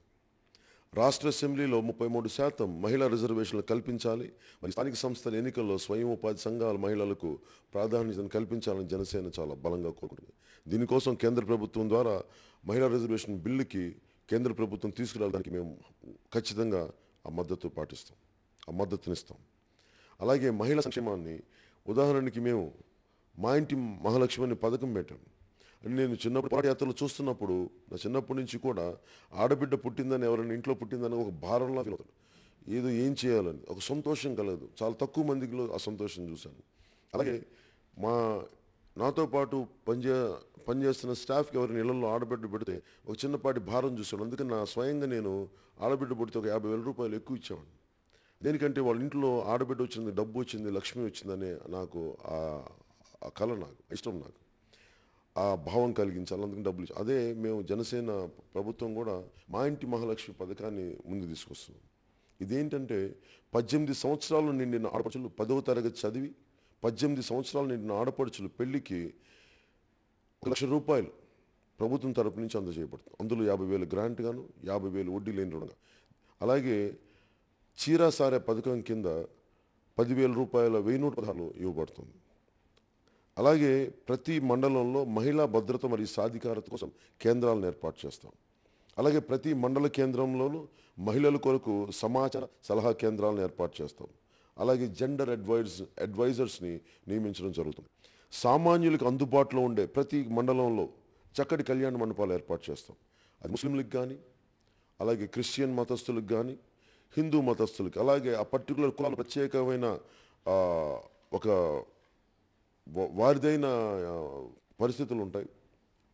దానికి తగ్గట్టుగా వాటితో పాటు పురోహితులు, మేళతాళాలు వారు, బ్యూటీ పార్లర్స్, ఈ ఫ్లేవర్ డెకరేటర్స్ వసతి సౌకర్యం ఇస్తుంది. దీనివల్ల తద్వారా చాలామందికి ఒక అనుబంధ ఉపాధి ఏర్పడుతుంది. అలాగే క్యాటరింగ్ సంస్థలను కూడా రిజిస్టర్ చేయించి వాటికి అనుసంధానంగా ఉంచుతాం. ఎందుకంటే పెద్దవాళ్ళ పెళ్లి కాదు, సామాన్యుల పెళ్లి కూడా చాలా కనులు విందుగా, గుండెలు నిండుగా జరగాలి, సంతృప్తిగా జరగాలి అన్న భావనే మాకు ఈరోజు ప్రతి మండలంలో కూడా ఒక చక్కటి అన్ని కులాలకు సంబంధించి అందరికీ ఆమోదయోగ్యంగా ఉండేలాగా అన్ని మతాల వారికి వారికి సంబంధించిన ప్రత్యేక కళ్యాణ మండపాలు ప్రతి మండపంలో ప్రతి మండలంలోనూ ఏర్పాటు చేస్తాం. అలాగే ఉద్యోగానికి వెళ్ళే మహిళల యొక్క సౌకర్యార్థం అంటే చాలామంది 2 రకాల మేము శిశు సంరక్షణ కేంద్రాలను పెడుతున్నాం. ఒకటి ఒక తక్కువ డబ్బుతోటి, ఉదాహరణకి ఒక 30,000 జీతం వచ్చే ఒక వ్యక్తులు ఉంటే వాళ్ళు ఒక 1,000 రూపాయలు ఇవ్వగలిగితే తక్కువ డబ్బుతోటి అంటే ఇంట్లో ఒక మనిషిని ఎవరి మీద ఆధారపడకుండా ఒక 25,000 సంపాదించే ఒక ఆడపడుచు చూసుకోవడానికి ఆవిడకి ఇబ్బంది లేనంత డబ్బు, ఉదాహరణకి మాకు 1000 రూపాయలు ఇబ్బంది లేదు ఇవ్వడం, మా బిడ్డలు చూసుకున్నారు. పొద్దున్నుంచి నేను ఉద్యోగం ఉంటే ఆవిడ ఉద్యోగం చేసుకుంటున్న దగ్గరలోనే మేము శిశు సంరక్షణ కేంద్రాలని మేము పెడతాం. అలాగే చైల్డ్ అండ్ మదర్ రూమ్స్ని ఏర్పాటు చేస్తాం. సో దీనివల్ల మా ఉద్యోగానికి వెళ్ళే మహిళలు ఇది విదేశాల్లో ఎలా ఉంటుందో అంత చక్కటి దానికంటే బెటర్గా మేము శిశు సంరక్షణ కేంద్రాలను ఏర్పాటు చేస్తాం. అలాగే దానివల్ల చాలామందికి న్యాయనీసులు కొత్త ఉపాధి అవకాశం కల్పించబడుతుంది. ఇవి కాకుండా అసలు ప్రభుత్వం తరపు నుంచి ఉచితంగా క్వాలిటీ శిశు సంరక్షణ కేంద్రాలని మేము ఉదాహరణకి కూలి పని చేసుకుంటున్న ఆడపడుచులకి వీళ్ళందరినీ నేను ఒకసారి నా ఆఫీసులోనే చూస్తుంటాను. మొన్న ఈ మధ్యన కూడా పాపం బిడ్డని పక్కన పెట్టుకుని రాత్రులు పూటగడం అంటే నాకు నిజంగా బాధ కలిగింది. అలాంటి పనిచేసే కార్మిక ఆడపడుచులకి వారి బిడ్డల్ని వారికి దగ్గరలోనే ఒకవేళ లేకపోతే మొబైల్ శిశు సంరక్షణ కేంద్రాలని వాళ్ళు ఎక్కడైతే పనిచేస్తున్నారో మనకి కంటైనర్స్ లాంటి చేసి అక్కడ ఏర్పాటు చేస్తాం. వాళ్ళు పనిచేసినంతకాలం వాళ్ళని చూసుకోవడానికి ప్రభుత్వమే వాళ్ళకి వాళ్ళ బిడ్డలను చూసుకోవడానికి కొంతమంది నియమించడం జరుగుతుంది. లేదు ప్రభుత్వం ప్రత్యేకించి సాలిడ్గా మేము నడిపే చోట ఆల్రెడీ శిశు సంరక్షణ కేంద్రాల చోట అప్పగిస్తే మళ్ళీ పని చేసుకునేటప్పుడు అయిపోయిన తర్వాత మళ్ళీ తీసుకువెళ్ళచ్చు. వాళ్ళ బిడ్డలకి తిండి కానీ వారి అవసరాలు కానీ వారి బట్టల మార్చిన దగ్గర నుంచి అన్ని ప్రభుత్వం తీసుకుంటుంది. అలాగే మహిళల సౌకర్యం కొరకు మహిళా బ్యాంకులు ఏర్పాటు చేయడం జరుగుతుంది. సిటీ పరిసరాలు నగరాల్లో ఉద్యోగినుల కోసం ఆడపడుచుల కోసం ప్రత్యేకమైన విద్యార్థినుల కోసం ప్రత్యేక బస్సులు ఏర్పాటు చేయడం జరుగుతుంది. అలాగే మహిళా అవసరాలు తగ్గట్టుగా నేను ఏ మూలకెళ్ళినా నన్ను అడిగేది మాకు మేల్ గైనకాలజిస్ట్కి వెళ్ళడానికి ఇబ్బందిగా ఉంటుందని చెప్పి ముఖ్యంగా గ్రామాల్లో ఉన్న ఆడపడుచులు చెప్తుంటే సో ప్రతి మండలంలో మేము తీసుకుంది ఒకళ్ళిద్దరు ఫీమేల్ గైనకాలజిస్టులు ఉండాలి. దానికి తగ్గట్టుగా మేము ప్రత్యేకమైన ఆలోచనతోటి ప్రతి మండలంలో ఫీమేల్ గైనకాలజిస్ట్ ఉండేలాగా ఏర్పాటు చేస్తాం. అలాగే ప్రతి మండలంలో మేము కోరుకుంటుంది పెద్దల ఆదరణ నిలయాలని. తల్లిదండ్రుల్ని వదిలేసి కొన్నిసార్లు తన బిడ్డలకి ఇష్టం లేదు కానీ తల్లిదండ్రులు వారి ఉద్యోగం వేరే అవకాశం వేరే పక్క ఊరికి వెళ్ళాలి, వారి తల్లిదండ్రులు చూసుకునే వాళ్ళు ఎవరు, తిండి పెట్టేవాళ్ళు ఎవరు లేరు. అలాంటి వారి కోసం మేము పెద్దల ఆదరణ నిలయాలను పెడుతున్నాం. పెద్దల్ని మీరు కష్టపడతా ఉంటే మీ పెద్దల్ని ప్రభుత్వం అండగా చూసుకునే దానికి పెద్దల ఆదరణ నిలయాలను పెడతాం. దీన్ని ప్రైవేటు ప్రభుత్వ భాగస్వామ్యంలో దీన్ని డెవలప్ చేస్తాం. అలాగే ముఖ్యంగా మైనారిటీస్ డెవలప్మెంట్, ముస్లిమ్స్ డెవలప్మెంట్. ఈ దేశం అఖండ భారతదేశం భారతదేశంగా విడిపోయిన తర్వాత అక్కడ హిందువులు పాకిస్తాన్లో ఉన్న హిందువులు ఒకలాంటి ఇబ్బంది గురైతే ఆర్థికంగా అన్నిటిగాను. కానీ మనకున్న ఈ చక్కటి ప్రజాస్వామ్య వ్యవస్థ వల్ల కంపేర్డ్ టు పాకిస్తాన్ మన ఎందుకంటే ఇక్కడ అన్నీ ఉన్నవి చాలామంది ముస్లిం సంస్థానాలు ముస్లిం రాజులు వెళ్ళటం వల్ల మనకి చాలా బలమైన వ్యవస్థ ఉంది. కాకపోతే రాను ముస్లింలు జీవన విధానాలు తగ్గిపోవడం నేను చూస్తూ ఉన్నాను. అందుకని నేను ఆలోచిస్తుంది మన గుంటూరులో మన కలవచ్చు చాలామంది చనిపోయినప్పుడు మేము ఆలోచిస్తుంది ముందుగా ఈ దేశంలో ముస్లింలకు సంబంధించి మీరు మైనారిటీస్ కాదు, మీరు మెజారిటీ వాళ్ళు. మీరు ఎవరికి మేము మైనారిటీలని చెప్పి భయపడాల్సిన అవసరం లేదు, ఇబ్బంది పడాల్సిన అవసరం లేదు. ఎవరు కూడా దేశభక్తి చూపించుకోవాల్సిన అవసరం లేదు. ఈ దేశంలో అవసరమైన దేశభక్తి చెప్తాను తప్ప ప్రతిరోజు దేశభక్తి నాకు ఉందని ప్రూవ్ చేసుకోవాల్సిన అవసరం లేదు. ఎందుకంటే ఈ దేశంలో నాకు చిలకలూరుపేట నుంచి సయ్యద్ అనే ఒక వ్యక్తి వచ్చి ఆయన చూపించింది నాకు ఈ దేశంలో అత్యంత పెద్దదైన అత్యంత బరువైన భారత మువ్వెన్నెల జెండాను తయారు చేయాలన్నది నా ఆకాంక్ష అని చెప్పి మన ఖాదీ మీద ఆయన చెప్పిన ఉపన్యాసం నాకు ఒక హిందూ చెప్పలేదు, ఒక ముసల్మాన్ చెప్పారు. అందుకని ముస్లింలు కేవలం మతానికే ప్రాధాన్యత ఇస్తారు, దేశానికి ప్రాధాన్యత ఇవ్వరు అన్నది అది ఒక ఉద్దేశం అంతే. కానీ నేను చూస్తున్న ముస్లింలో దేశం అంటే పడిచొచ్చిపోయేవాళ్ళు, దేశం కోసం ప్రాణాలు ఇచ్చేవాళ్ళు కోకొల్లలుగా ఉన్నారు. అందువల్ల దీన్ని చాలా తక్కువ అంటే కొంచెం నేరో మైండెడ్నెస్ కాకుండా బ్రాడ్ మైండెడ్ దృష్టితో చూడాల్సిన అవసరం ఉంది. అందుకని ముస్లింలకి ఆ భయాందోళన లేకుండా జనసేన పార్టీ మీకు అండగా ఉంటుంది. అలాగే మీ ఆర్థిక అభివృద్ధికి మీ ఆరోగ్యం సంబంధించి మేము చాలా ప్రత్యేక ఆలోచన విధానం చేస్తున్నాం. దాంట్లో నేను ఆలోచిస్తుంది జనసేన పార్టీ అందరితో కూర్చున్నప్పుడు నేను వారందరికీ ఒకటే చెప్పాను, ఎక్కడైతే ముస్లింలు కేంద్రీకృతమై ఉంటారో ఒక 100 బిల్డింగ్స్, అక్కడ ఇరుకిరుకు గదులు అన్ని ఇరుకిరుకు సందులు ఉంటాయి. ఉదాహరణకి ఒక 15-20 ఎకరాల స్థలంలో చాలా కిక్కిరిసినట్టు ఇల్లు ఉంటాయి. నా ఉద్దేశం ఎట్లా ఉంది అంటే, నిజంగా అక్కడ ముస్లిం డెవలప్ అవ్వాలి, వారి గృహ వస్తువులు పెరగాలి అంటే బహుళంతస్తుల భవనాలు రావాలి. మీరు కనుక ఒప్పుకుంటే బహుళంతస్తుల భవనాల 10 ఎకరాల స్థలంలో మీరు కొత్తలు కట్టే వరకు ప్రత్యామ్నాయ అవకాశాలు కల్పించి ఆ 10 ఎకరాల స్థలంలో ఒక 2 ఎకరాలు మొత్తం అందరూ అన్ని ఇళ్ళు చక్కగా సరిపోయేలా బహుళంతస్తుల భవనాలు నిర్మించి, అవసరమైతే లిఫ్ట్ సౌకర్యం పెట్టించి, మిగతా 2 ఎకరాల్లో మీకు కావాల్సిన అక్కడే మీ వస్తువులు కొనుక్కోవడానికి కానీ, అలాగే మీరు వ్యాపారాలు చేసుకోవడానికి, అలాగే ఆడపడుచులు జనరల్గా మన నివాస స్థలం దాటి వెళ్ళరు కాబట్టి అక్కడ ఉండే ముస్లిం ఆడపడుచులకు సంబంధించిన ఉచిత వృత్తి సంబంధించిన కానీ, విద్య కానీ, శిక్షణ కానీ, కమ్యూనిటీ హాల్స్ కానీ అవన్నీ ఇంకో 2 ఎకరాలు చేస్తే, ఇంకో 2 ఎకరాలు 3 ఎకరాల్లో పిల్లలకి ఆట విడుపు కేంద్రాలు, ఎంతసేపు మనం మగ్గిపోతూ ఉంటాం 4 గోడల మధ్యలో, బయటికి రావాలి, స్వేచ్ఛ వాయువులు పీల్చాలి, మీకు చిన్నపాటి పబ్లిక్ స్పేస్ పార్కులు కానీ ఇవన్నీ చేసి, వాటితో పాటు శ్మశాన వాటికలు దాని దగ్గరలో నిర్మిస్తే ఉన్న స్థలాన్నే ఎక్కువ మనం దాన్ని వినియోగంలోకి తీసుకురావచ్చు. నేను ఈ విధంగా ఆలోచిస్తున్నాను. అలాగే ఎక్కడైతే మన యునానీ వైద్యానికి అవసరమైన చోట కడపలోనే కాకుండా ఎక్కడైతే యునానీ వైద్యశాల అవసరం ఉందో ఎక్కువ కళాశాలలు ఏర్పాటు చేస్తాం. అలాగే వక్ఫ్ ఆస్తులు పరిరక్షించాలనేది చాలా రోజుల నుంచి ఉంది. ఇది కొన్ని చోట్ల అన్యాక్రాంతం అవుతుంది. వీటన్నిటిని ఖచ్చితంగా వాటి మీద బలమైన పోరాటం చేసి వక్ఫ్ ఆస్తుల పరిరక్షణని చేస్తాం. ముస్లిం యువతకు సంబంధించి ఉపాధి అవకాశాల్లో నేను ఎట్లా ఆలోచిస్తున్నాను, ముస్లిం యువత నుంచి పారిశ్రామికవేత్తలు చాలా రావాలి. అలాగే ఉదాహరణకి మన గుంటూరులో ఉన్న ఆటో నగర్లో చాలామంది ముస్లిం యువత చాలా ఆరితేరిపోయిన పెద్ద కన్వెన్షనల్ చదువులు చదవరు, కానీ ఒక కార్ను కూడా తయారు చేయగలిగేంత జ్ఞానం ఉంటుంది. వాళ్ళందరికీ స్పెషల్ ట్రైనింగ్ ప్రోగ్రామ్స్ ఇప్పించి, లేదంటే వారికి ఏవైతే స్కిల్స్ ఉన్నాయో, చదువుకోకుండా అనుభవంతో వచ్చిన స్కిల్ ఉంది, వారికి విదేశాల నుంచి కొంతమంది నిపుణులను రప్పించి వారికి పారిశ్రామికవేత్తలుగా తయారు చేయాలని ముస్లింలు అన్నదే నా ఆకాంక్ష. దానికి సంబంధించి ఒక దాదాపు 1500 కోట్ల నుంచి 2000 కోట్ల రూపాయల పెట్టుబడితో, క్యాపిటల్ ఫండ్ తోటి అలాంటి శక్తియుక్తులు ఉన్న, అలా నైపుణ్యత ఉన్న ముస్లిం యువతను బయటికి తీసుకొచ్చి వారిని పారిశ్రామికవేత్తలుగా తీర్చిదిద్దాలన్నది జనసేన అభిమతం. ఇంకొకటి రెల్లి సంక్షేమం మరియు అభివృద్ధి. నా చిన్నప్పటి నుంచి మన దేశంలో దళితుల్లోనే అత్యంత వెనకబడిన దళితులు రెల్లి కులస్తులు. నేను రెల్లి కులస్తుల బాధని చిన్నప్పటి నుంచి చూసిన వాడిని.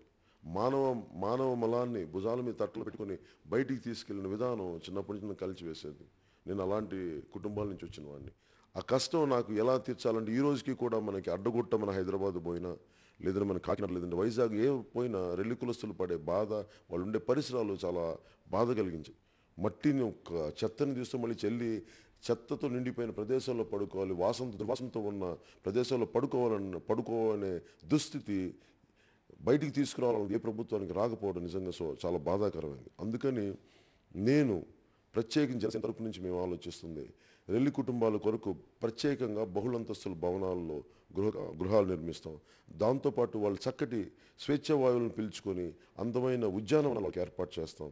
అలాగే ప్రభుత్వ ఉద్యోగాల్లో ప్రత్యేకంగా వాళ్ళకి రోస్టర్ విధానాన్ని అమలు చేస్తాం. రెల్లి యువత స్వయం ఉపాధి కొరకు 50,000 రూపాయల వరకు వడ్డీ లేని రుణ సదుపాయాన్ని ఇస్తాం. రెల్లి యువత ఆటో కొనుక్కోవాలంటే 50% సబ్సిడీపై రుణ సదుపాయం ఇస్తాం. అలాగే ప్రైవేట్ సంస్థలు పనిచేస్తున్న రెల్లి మహిళలకు కానీ, అలాగే 18 సంవత్సరాలు నిండిన విద్యార్థినులకు కూడా మేము స్కూటర్స్ని ఉచితంగా ఇస్తాం. ఇది కాపులు ఉంది ఇక్కడ సార్, కాపు రిజర్వేషన్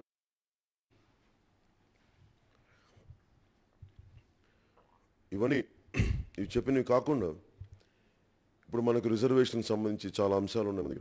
వీటన్నింటినీ జనసేన ఎలా ఆలోచిస్తుందని చెప్పడానికి, ముఖ్యంగా బీసీ రిజర్వేషన్లు 5% వరకు పెంపు చేయాలి, మరి బీసీలకు రాజకీయంగా రిజర్వేషన్లు కల్పించాలన్నదే జనసేన ఉద్దేశం. అలాగే ఎస్సీ సబ్ డివిజన్కి ఎస్సీ వర్గీకరణకి చాలా కష్టమైన అంశం అది. అంటే దళితులందరూ ఏకం కావాలి, దీనివల్ల అందరూ అనుకుంటే రకరకాల పరిస్థితులు ఈ రోజున డివిజన్కి దారితీస్తుంది. దీన్ని ఎంత శాంతియుతంగా పరిష్కరించాలి, రెండు వెనుకబడిన జాతులు కొట్టుకోవటం వల్ల ప్రయోజనం ఎవరికి పోకూడదన్న జాగ్రత్తతోటి మేము దీనిని ఎస్సీ ఎస్టీ ఈ దీనిని ఈ వర్గీకరణ చాలా శాంతియుతంగా పరిష్కారం జరగాలి, చర్చల ద్వారా పరిష్కారం జరగాలి అన్నదే మా బలమైన ఆకాంక్ష. ఎందుకంటే చాలామంది జాతీయ స్థాయి అన్ని రెండు కులాల సంబంధించిన పెద్దల్ని తీసుకొచ్చి జనసేన, సిపిఐ, సిపిఎం, బీఎస్పీ మేమందరం కలిసి వర్గీకరణ ఎంత శాంతియుతంగా పరిష్కరించాలన్నదే మేము చాలా లోతుగా ఆచితూచి అడిగేస్తున్నాం. మేము అండగా ఉంటామని తెలియజేసుకుంటున్నాం. అలాగే ఎస్సీ ఎస్టీ సప్లాన్స్ అమలు చేస్తాం. అలాగే గత ఏడాది మిగులు నిధులను ప్రస్తుత సంవత్సరం నిధులతో కలిపి బడ్జెట్ కేటాయింపులో కార్యక్రమాలు రూపకల్పన చేస్తాం. దానివల్ల ఈ అసమానత మరింత తగ్గుతాయి అనేది మా ఉద్దేశం. అలాగే కాపులకి సంబంధించి రాజ్యాంగంలో 9th షెడ్యూల్ ప్రకారం కాపులకి రిజర్వేషన్ కల్పించడానికి ముందుకు తీసుకెళ్తాం. అలాగే ఆర్థికంగా వెనుకబడిన అగ్రవర్ణాల కోసం వైశ్యులు కానీ, రెడ్డి కులస్తులు కానీ, కమ్మవారు కానీ, అలాగే వెలములు కానీ ఈ కులాలన్నింటికి ఆర్థికంగా బ్రాహ్మణులు కానీ వీళ్ళందరూ మిగతా అన్ని కులాలు అగ్రవర్ణాలన్నింటికి మరి ఆర్థికంగా వెనుకబడిన వారందరికీ ఉన్నత కులాలకి ముఖ్యంగా మీకు ఉచితంగా విద్యార్థులకి హాస్టల్స్ ఏర్పాటు చేస్తాం. అలాగే మీ చదువులకి ప్రభుత్వం నుంచి చేతనైనంత చేయూతని అందిస్తాం మీకు. అలాగే 2013 భూసేకరణ చట్టాన్ని ఇప్పుడు ఈ భూమి కోల్పోతున్నప్పుడు ప్రతి ఒక్కళ్ళు 2013 భూసేకరణ చట్టాన్ని అమలు చేయాలి. అది వాణిజ్య ప్రాజెక్టుల కోసం కానీ, సేకరించిన భూములు కానీ, అలాగే మన పోలవరం ప్రాజెక్టు సంబంధించిన కానీ, గిరిజనుల భూములు కానీ, లేదంటే రోడ్డు విస్తీర్ణంలో విస్తరించడం రోడ్డుని వెడల్పు చేయడం కోసం భూములు వీటన్నిటిని కలిపి ఎవరు ఏ విధంగా భూములు కోల్పోయినది అది గిరిజనులు కోల్పోనివ్వండి, లేదంటే అర్బన్లో కోల్పోనివ్వండి, వారికి తగు న్యాయం 2013 భూసేకరణ చట్టం ద్వారా చేయబడుతుంది. అంటే మీకు అది చాలా ఖచ్చితంగా అమలు చేస్తాం. ఇది నా కమిట్మెంట్. 2000 భూములు కోల్పోయిన ప్రతి రైతులకి, భూములు కోల్పోయిన ప్రతి గృహస్థుకి, రోడ్డు వైడింగ్లో కోల్పోయిన ప్రతి ఒక్కరికి 2013 భూసేకరణ చట్టం ప్రకారం పరిహారం ఇవ్వబడుతుంది. మేము దానికంటే ఎక్కువ చేద్దామని మేము ఆలోచిస్తున్నాం. అలాగే గిరిజన ప్రజలందరికీ రాష్ట్ర అటవీ ఉత్పత్తుల్లో సమాన వాటా ఇవ్వబడుతుంది. అలాగే పోలవరం ప్రాజెక్ట్ కారణంగా నష్టపోతున్న గిరిజనులకి పూర్తి ఆర్థిక, గృహ మరియు భూపరిహారం అందజేయబడుతుంది. అలాగే ముంపు మండలాలకి ఎవరైతే పోగొట్టుకున్నారో వాళ్ళందరికీ అక్కడ ఉన్న చాలామంది తెలంగాణలో వారికి ఉన్న బీసీ స్టేటస్ని ఆంధ్రప్రదేశ్ ముంపు మండలాలు వచ్చి కోల్పోయారు. వారికి కూడా మేము ఆ బీసీ స్టేటస్ని కల్పించి తీరుతాం.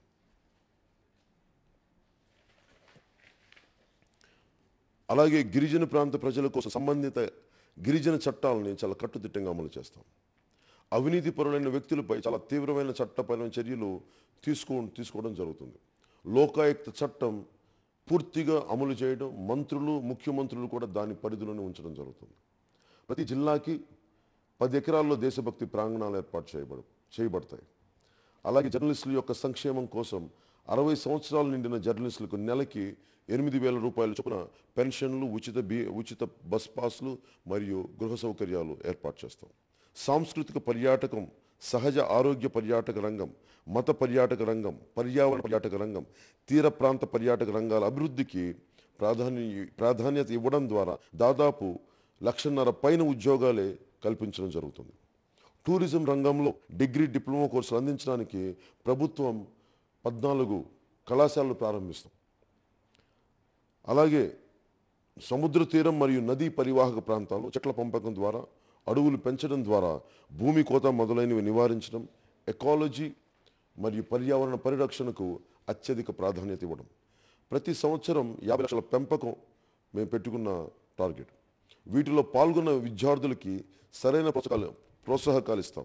అవి ఎలాంటివంటి విద్యార్థులు మొక్కలు పెంచి వాటిని జాగ్రత్తగా ఒక బతిక వరకు చూస్తే వాళ్ళకి క్యాష్ అవార్డ్స్, మెరిట్ సర్టిఫికేట్స్, అలాగే ఆ పని చేసినందుకు రేపు పొద్దున ప్రభుత్వ ఉద్యోగాలకు వెళ్ళడానికి 1 పాయింట్ 2 పాయింట్లు ఈ మెరిట్ సర్టిఫికేట్స్ పనిచేస్తాయి. ఎందుకంటే సమాజానికి సేవ చేసిన వ్యక్తి అని అది కూడా పరిగణలోకి తీసుకోబడుతుంది.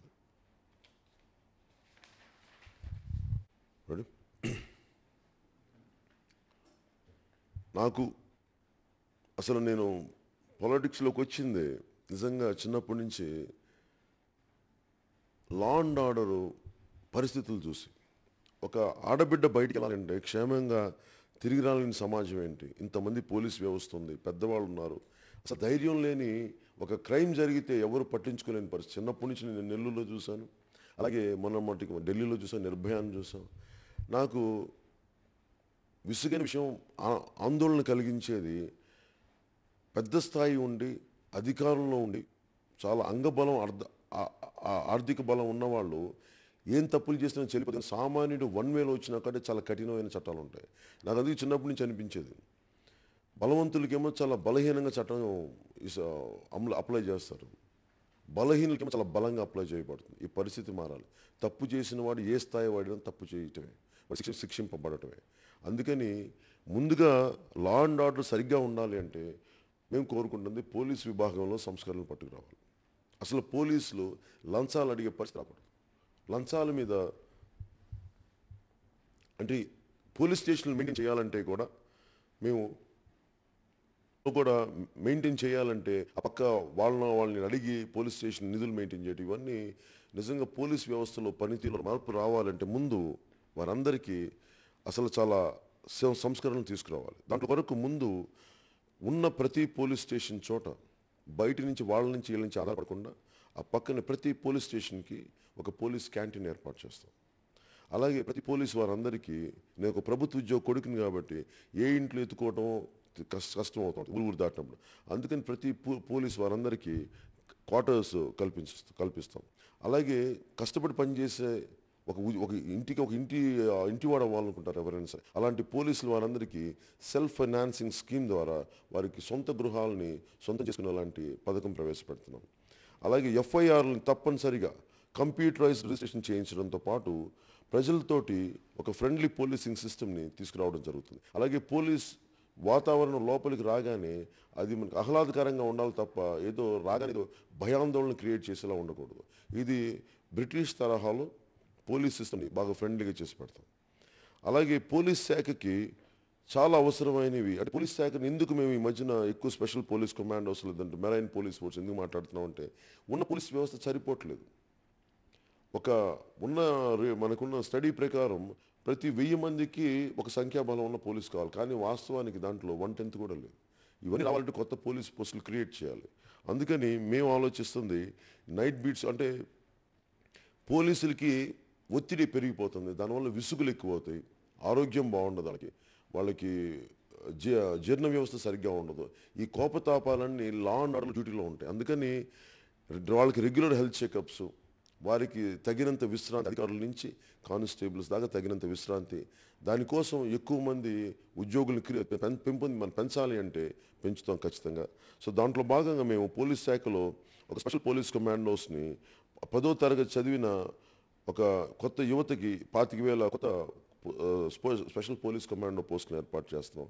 అలాగే వీటి వల్ల ట్రాఫిక్ మరియు నైట్ బీట్స్ కోసం ఉపయోగించడం జరుగుతుంది. అలాగే వారికి కన్సాలిడేట్ వేతనంతో స్పెషల్ పోలీసులు రిక్రూట్ చేయడం, వారి సేవలకి నైపుణ్యత ఆధారంగా వారు పనిచేసే కొద్దీ రెగ్యులరైజ్ చేయడం జరుగుతుంది.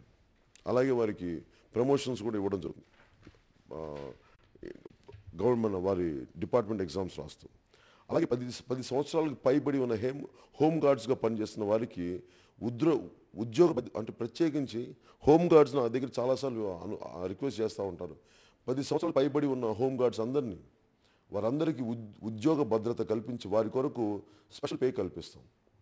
అలాగే వారికి కావాల్సిన గృహ వసతులు కూడా కల్పిస్తాం. అలాగే ప్రతి పోలీస్ స్టేషన్కి అవసరమైన డైలీ ఖర్చులు ఉంటాయి. ఒకసారి మంత్రులు వస్తారు, ఎమ్మెల్యేలు వస్తారు, వాళ్ళకి డబ్బులు ఎక్కడి నుంచి ఏమో తెలియదు, ఆ పక్క షాప్ వాళ్ళని వీళ్ళని అడగాల్సిన దుస్థితి ఉంది. ఈ దుస్థితి వల్ల వాళ్ళకి తప్పులు చేస్తే అధికారులు కూడా లోబడి ఉండాల్సి వస్తుంది. అందుకని ఇవన్నీ లేకుండా ప్రతి పోలీస్ స్టేషన్కి ఒక అవసరమైన దైనందిన ఒక అవసరమైన నిధులని ఒక ప్రత్యేక బడ్జెట్ ద్వారా ఏర్పాటు చేస్తాం.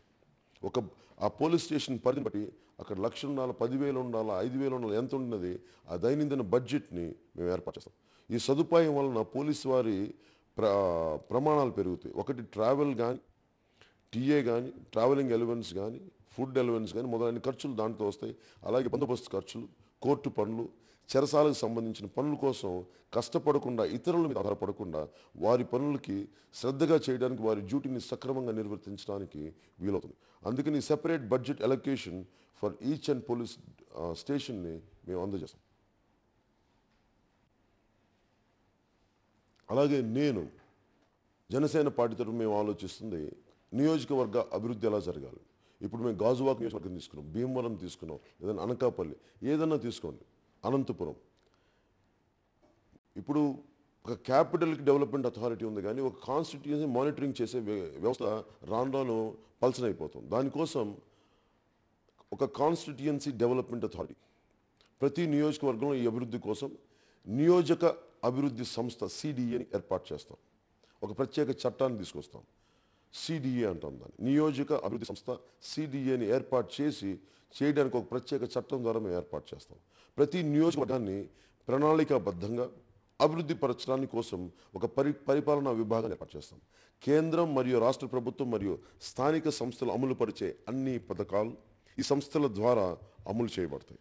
ప్రతి నియోజకవర్గం యొక్క అవసరాలు పరిగణనలోకి ప్రత్యేకంగా తీసుకొని అభివృద్ధి పనులు, రహదారులు, ఘన వ్యర్థ నిర్వహణ, నీటిపారుదల, తాగునీటి సరఫరా, పారిశుద్ధ్యం, విద్యుత్ సరఫరా, మురికి నీటి పారుదల, మురికి వాడల అభివృద్ధి, కొత్త పాఠశాలలు, కళాశాలలు, బస్సు సౌకర్యాలు, ట్రాఫిక్ సమస్యలు, కాలుష్య సమస్యలు మరియు పారిశుద్ధ్యం అభివృద్ధి కోసం ప్రత్యేక చర్యలు, ఎస్సీ ఎస్టీ బీసీ మరియు మహిళల సంక్షేమం, గృహ నిర్మాణం, స్థానిక వాణిజ్యం వంటి వాటికి ప్రత్యేక ప్రాధాన్యత కల్పించడం జరుగుతుంది.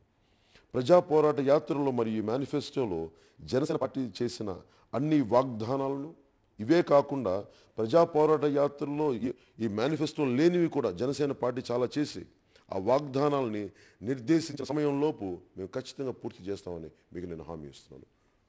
జై హింద్.